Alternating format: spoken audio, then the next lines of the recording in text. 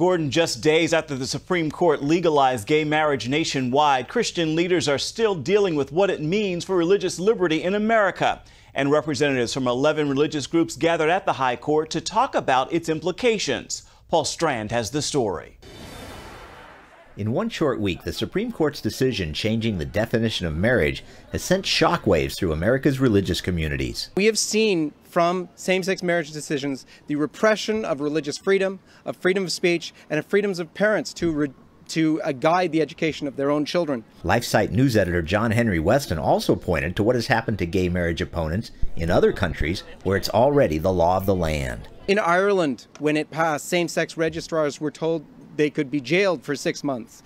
Churches faced fines for denying same-sex ceremonies.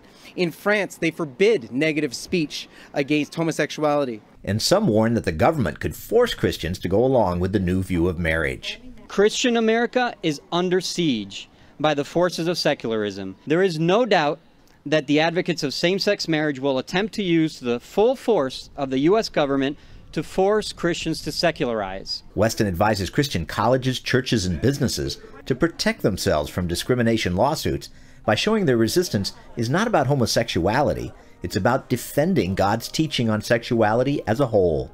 A principle of being against pornography and obviously sex before marriage and promiscuity and everything like that. And so those policies will at least, if they're upfront and known, will at least be showing, look, we are for the whole Christian teaching, the whole teaching of God's design for human sexuality, which we believe and practice, and therefore we're not being discriminatory at all. Paul Strand, CBN News, Washington.